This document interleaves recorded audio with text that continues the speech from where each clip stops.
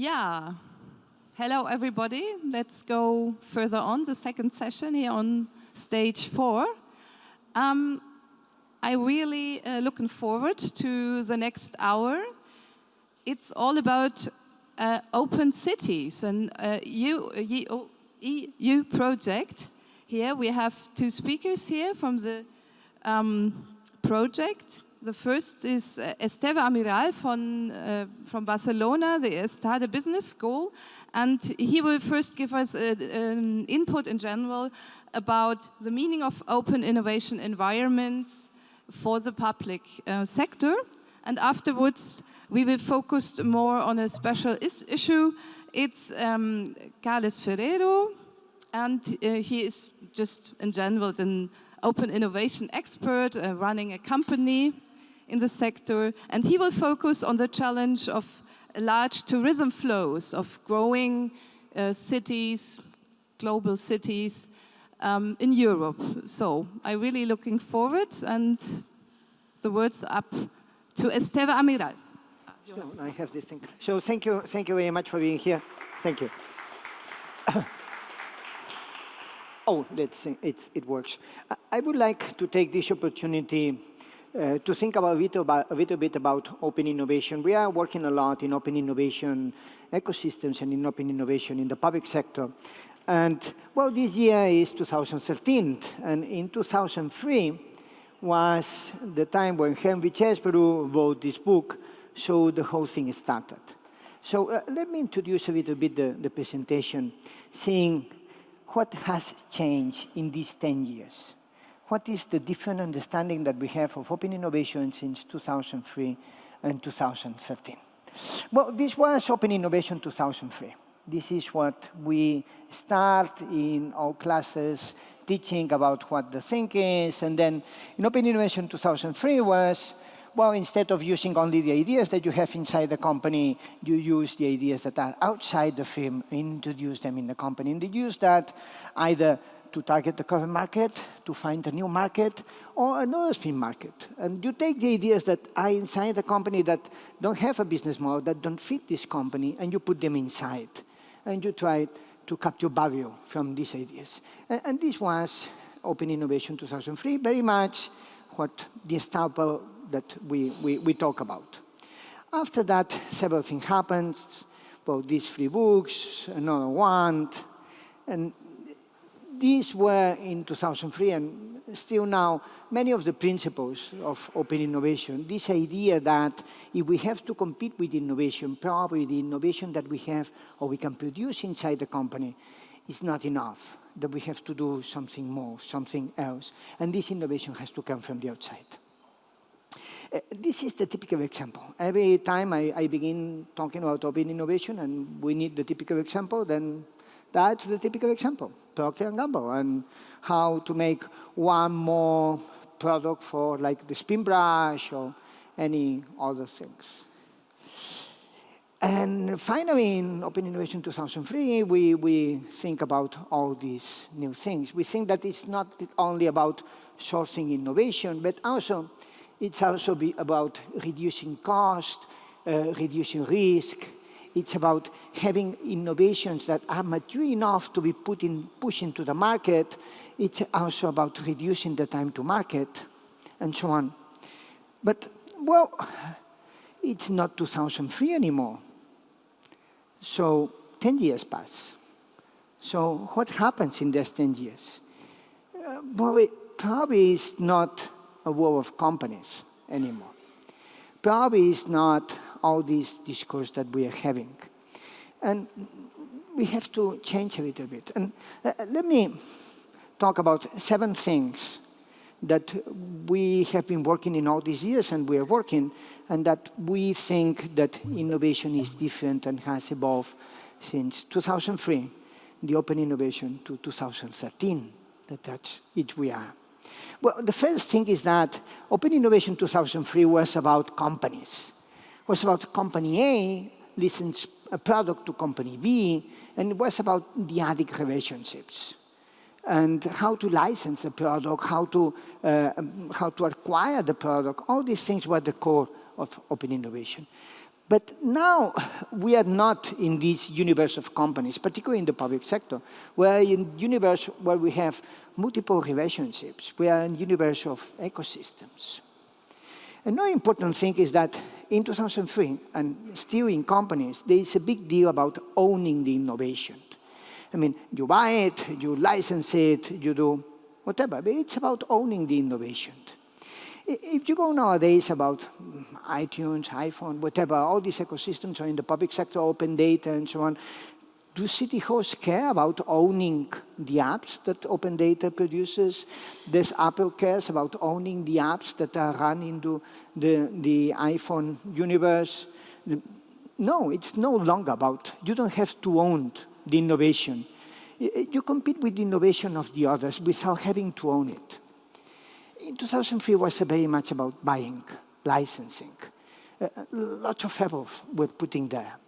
And in 2013, it's more about how we foster this innovation, how we enable, how to make these things happen. 2003 was very much about IP. And 2013, it's about what governance and business models do we put in these ecosystems to make them more effective. In 2003, a big thing was open innovation intermediaries, things like incentive and so on. What was the main function of open innovation intermediaries at that point? The main function was to look for an innovation that was suitable for a company. Open innovation intermediaries were there to solve the problem of, well, we solved the problem of innovation for companies by opening the search space to everything in the world. And by doing that, there were so many solutions that we can put inside the company, but this created another problem. Which solution was the most effective one? This was the thing of open innovation intermediaries. This is the core of Innocentive, all these open innovation intermediaries that existed.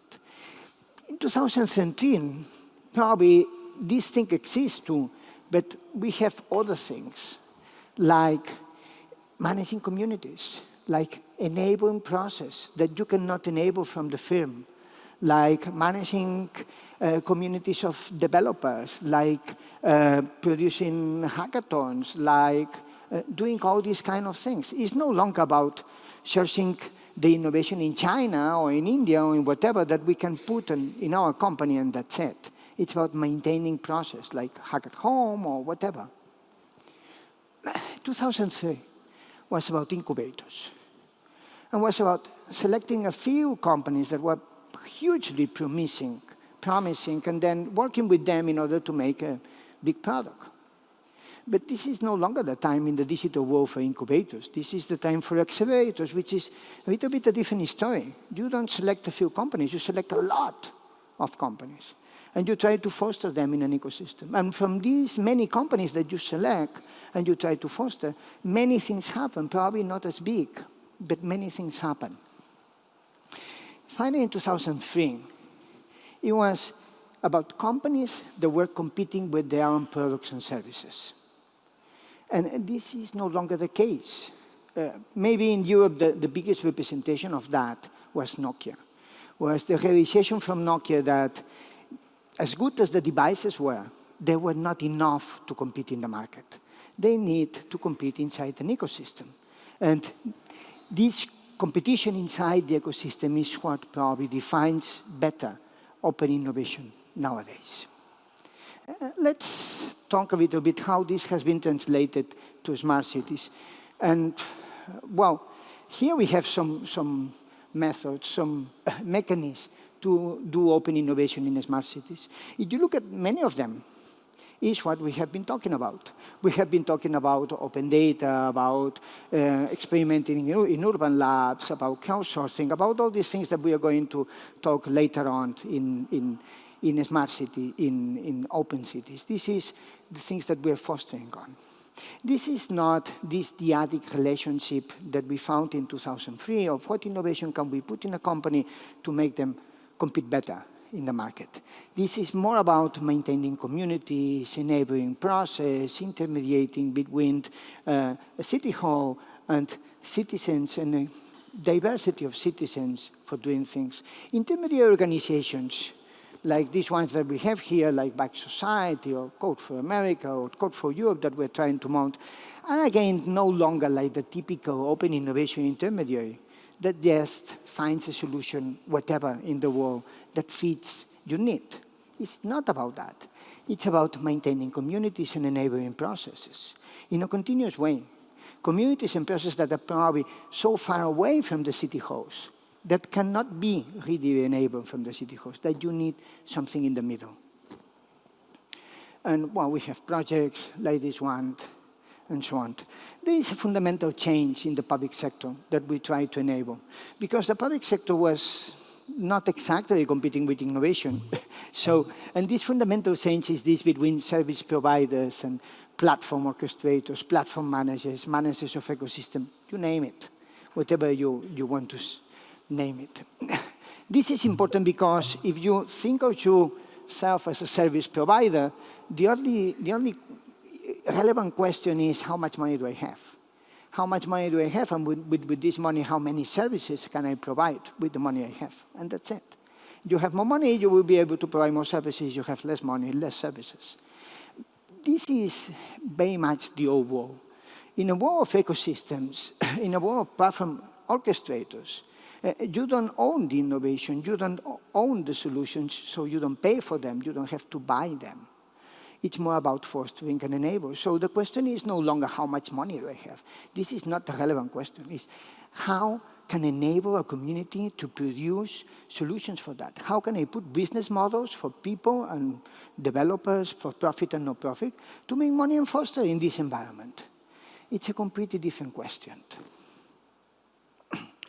Let me talk for a second about innovation policy. We have been talking about how fast our mentality, our thinking about innovation has changed in the last 10 years.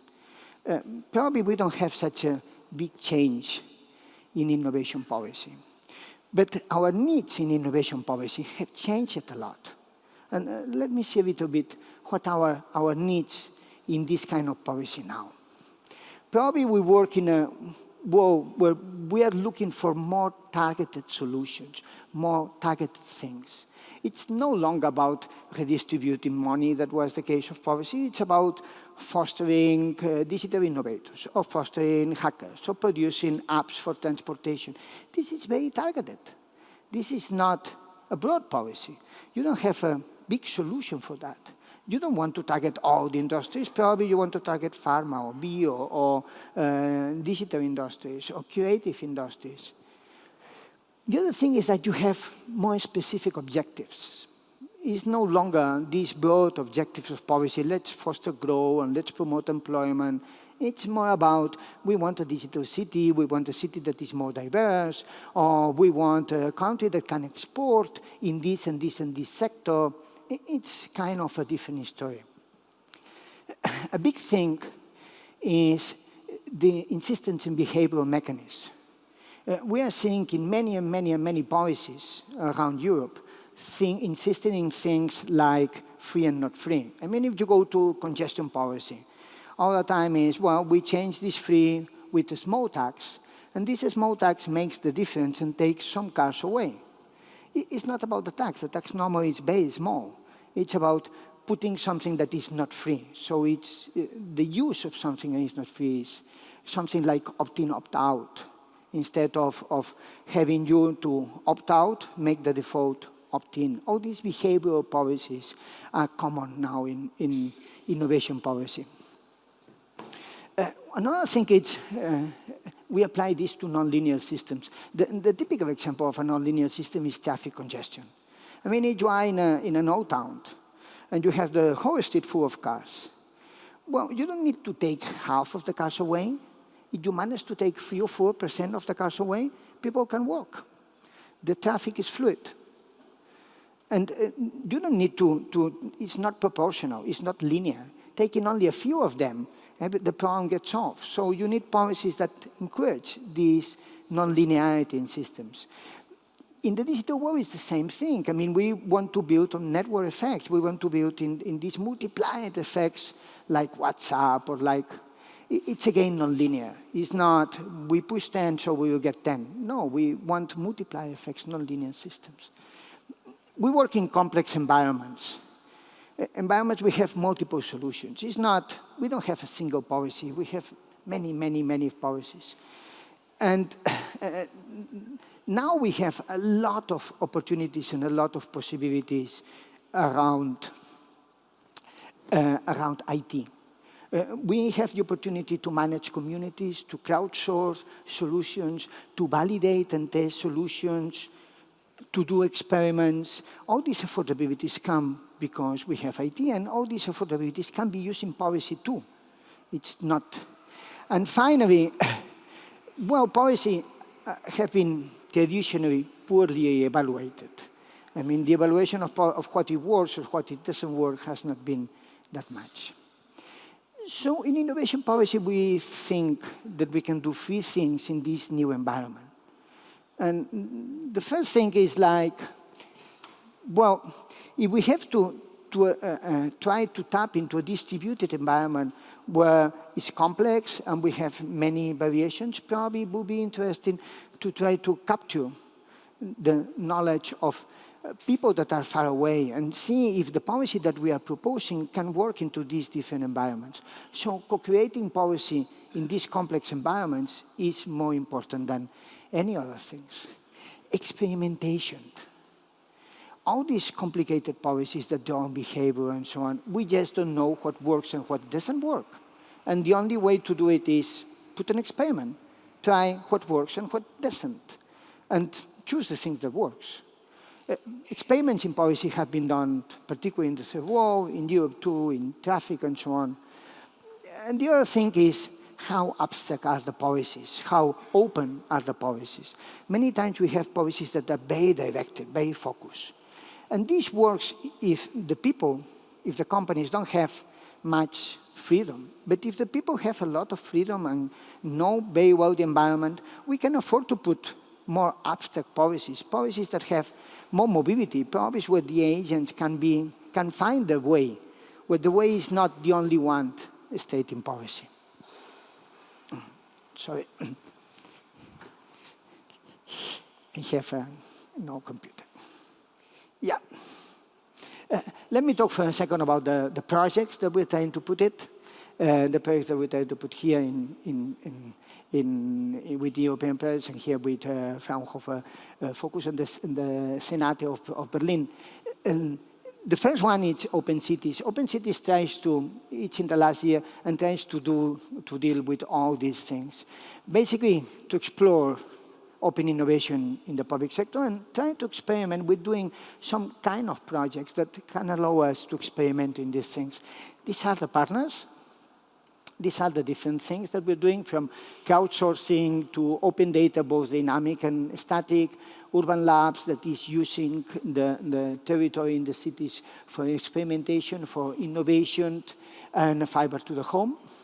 And this is some of the timeline that we're having. Commons for Europe, it's another project. This was a video, but I don't think we have so much time. Commons for Europe is the other project that we are doing. It has 2 phases. On one phase is try to work with hackers, developers, and so on to produce apps for cities. And on the other phase is about telecommunications industry.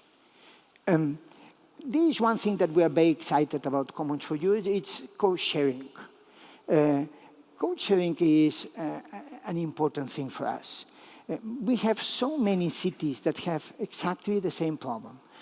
There is no need to reinvent the wheel in each of these cities, producing the same code, the same app, the same software to solve exactly or very, very, very, very similar problems. So promoting reuse is not only about saving money, saving taxpayers' money by producing 1, 2, 3, or 4 solutions instead of 10,000, but it's also about producing better solutions. Small cities or even big ones cannot produce good code. So sharing code is one of the things that we're doing with Civic Commons. These are the 2 initiatives right now, and this is the state. We have 11 fellows, 10 pilots in the code part. In the telco part, we have 4 fellows and 4 pilots. running in Europe. This has been on for almost 1 year. Next year, we hope we have more fellows, more pilots, more co-sharing, and many more things.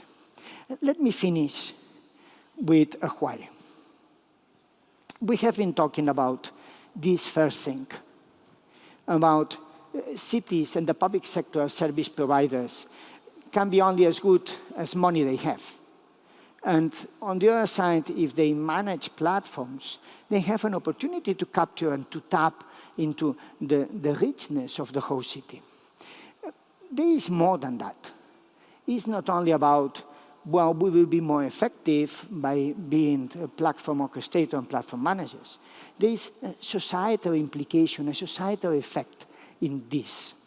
If we are service providers, we end up about buying a solution somewhere. We end up about non-sharing, about local offers, about a fragmented world. If we are about managing ecosystems, we are about empowering our community. We are about empowering entrepreneurship. We are about stimulating growth, because all these people are going to make solutions for the public sector, but also for the private sector. Are going to make solutions for Berlin, but also for other cities. It's not just we don't finish only in this thing. So this is probably the big thing and the big opportunity that we have in the public sector. The public sector is huge. It's big in Europe. Cities are probably nowadays the most active part of this power sector. And we need growth, and we need to stimulate and reinvent entrepreneurship. Here we have a tremendous opportunity. Yes, try to use it and take advantage of it. Thank you so much.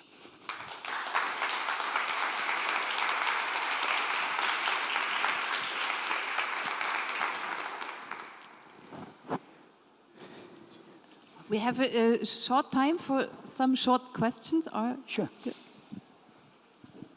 I was wondering, because I'm interested in crowdsourcing, so I'm reading a lot about intermediaries, and as I understood you, you understand intermediaries as cultural translators between crowds and communities.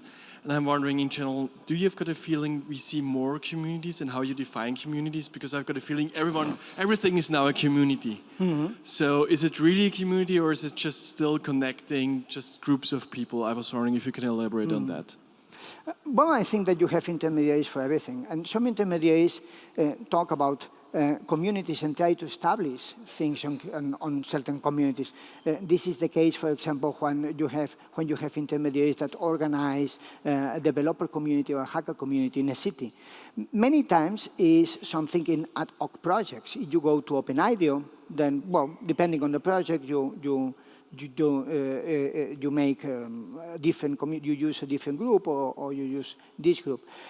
In the case of the public sector, in the case of smart cities, how to organize citizens, how to provide platforms for citizens to collaborate in the long run is probably more important. In the case of the private sector, that exists too. I mean, we cannot imagine nowadays many companies without this side of the crowdsourcing thing. I mean, if you go to, I don't know, for example, SAP, MATLAB, Stata, all of them have a developer community. All of them do crowdsourcing in open source. Nobody can imagine any longer that you have a company like this and you don't do these things. It's part of the business. This community is stable. Well, in the public sector, it's more or less the same thing. We have to organize these type of things, I guess. More questions or comments or whatever.